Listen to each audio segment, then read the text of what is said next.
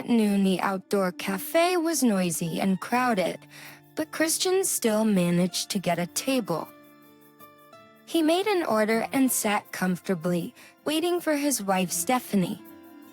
They had agreed to meet here for lunch, but Christian knew that she would definitely be late. That to pass the time, he boredly looked at the people in the cafe. Suddenly, his eyes caught on a young couple with a child. Just a little girl with brown eyes and pretty curls was touchingly feeding her teddy with a spoon, and her parents were happily watching and talking. Christian sighed. Not so long ago, he also had a similar brown-eyed daughter, Molly. Christian's heart clenched.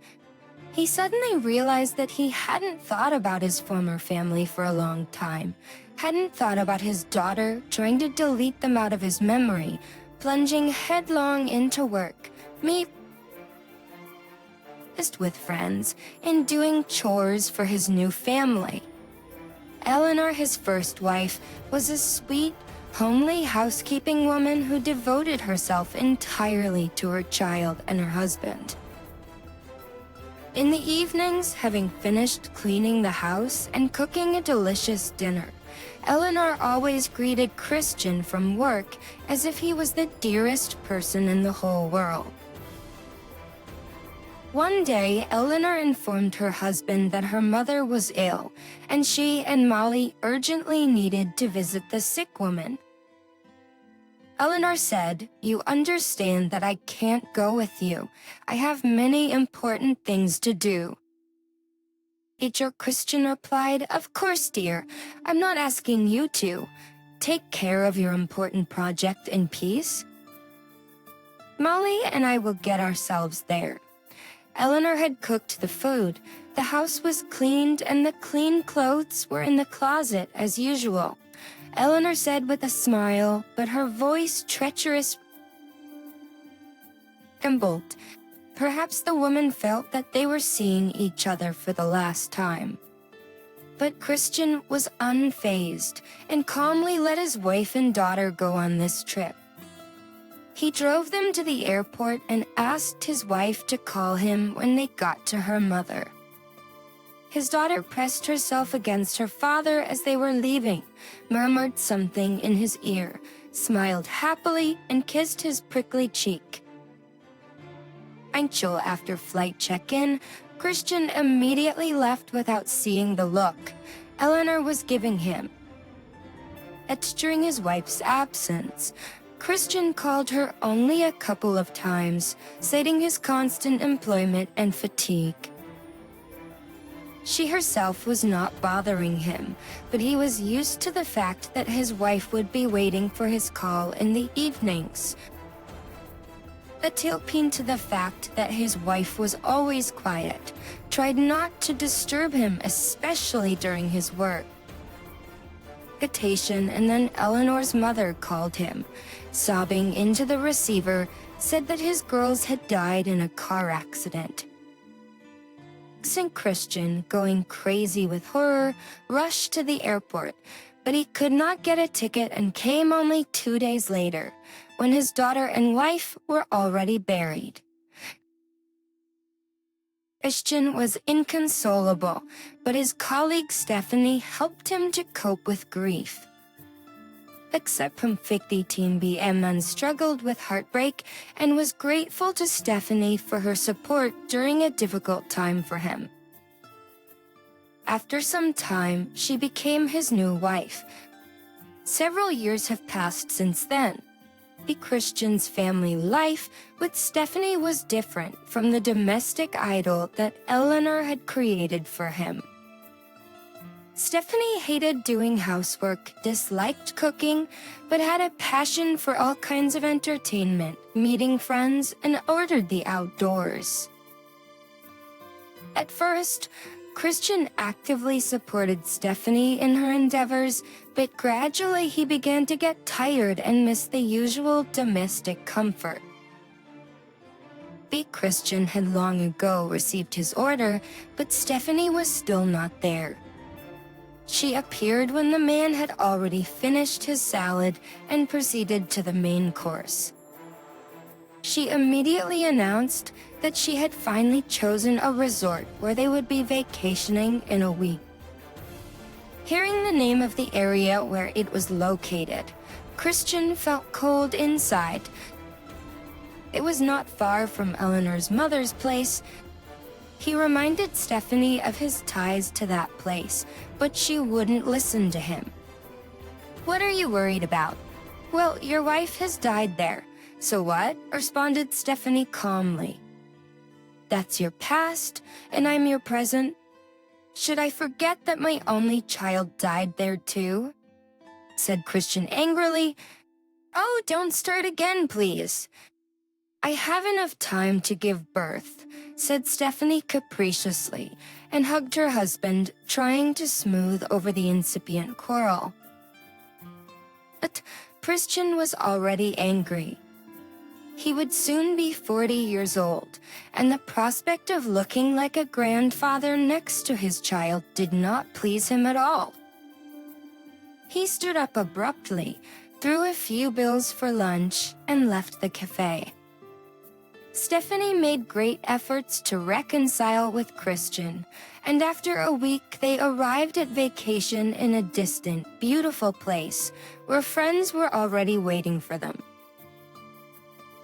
They spent the first day merrily and carefree, but then something happened that came as a big surprise to Stephanie.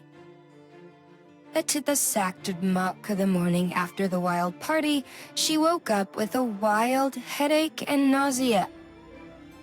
At first, Stephanie took these symptoms as the consequences of the party, and at first, she paid no attention to them. But when it began to recur every day, for no apparent reason, the woman got scared and cried, and Christian took her to the doctor's office. After leaving her with the doctor, Christian went outside to smoke, but then he saw something that nearly knocked him unconscious. He leaned against the wall and stared, stunned, as Eleanor and Molly walked toward him on the sidewalk. They were talking narrowly about something. The girl had noticeably grown up and was very much like her mother. Christian looked unblinking and could not believe that this was really happening. He probably just imagined it, though the resemblance was too obvious. Christian shook his head to get rid of the obsession, but it didn't help. They were already quite close, and suddenly stopped, and both looked intently into his eyes. "Daddy," said the little girl softly and timidly. Christian cried out like a wounded animal and rushed to the girl. He fell to his knees, squeezed her in his arms, and unable to hold back his tears any longer, burst into violent sobs. "My darling, my daughter," he said over and over again. Excitingly, and when he had calmed down a little, he looked at Eleanor and held out his hands to her. "No, don't do this," she said quietly and stepped back. "I didn't expect to see you again someday." She was expecting him to have twins, but even then, Eleanor didn't give up right away. They made a bet that night Christian would stay with the one whom he really loved, and that night was the first time that Eleanor's husband didn't come home for the night. And he called them saying that he had to leave for work and would not be back until tomorrow. And Eleanor, swallowing her tears, heard a woman laughing, muffled in the background. The pain was tearing Eleanor's heart, her mind became foggy, and the only thing that saved her from an irreparable action was the thought about Molly. But that was not the end of the story. That woman came again and threatened that if Eleanor did not leave the family, she would end her life and her unborn children. Eleanor knew that in that case, her husband would suffer a lot, and not wanting to cause him pain, decided to disappear from his life herself. She paid whoever was needed and set everything up so that Christian would not know anything about it. Eleanor, it's all a lie. Stephanie and I never had children, and they've always loved only you, and I had no idea how much. I missed you and my daughter so much. Let's start all over again. Now that I know you're alive, I can't live without you. At least don't lie to yourself, replied Eleanor with sadness in her eyes. He forgot about us quickly. I've been to town a few times, and I've seen you enjoying life. You haven't even been to our graves? That's with a heavy sigh. Christian tried to explain that he could not, as he was very hard. But these details did not bother Eleanor anymore. She had long ago buried her love and pain in those very coffins when she realized how quickly her husband had blotted them out of his memory. Eleanor told him that after moving here, she met a good man, Raphael, who just happens to work as a doctor at this hospital. They got married, and Molly considers him her father, and for the first time in her life, Eleanor felt truly loved. Christian looked at Eleanor confusedly, and Molly suddenly, excitedly, cried out and rushed toward the man in the white coat who had appeared on the steps. "Buddy," she shouted cheerfully. Eleanor looked at her daughter and at Raphael with a smile and added, "And by the way, Raphael is aware of the whole story, and his love for me and my daughter has become even stronger. Oh, by the way, your destiny is coming up." She grinned. Stephanie, red with anger, immediately pounced on Christian with reproaches. "Where have you been? You left me all alone. There are only idiots in this hospital," she said. "I was pregnant. And how is it possible if I don't want children and take pills regularly? And..." Christian was silent, as if he did not hear her, and sadly looked at the driving away car with Eleanor and Molly.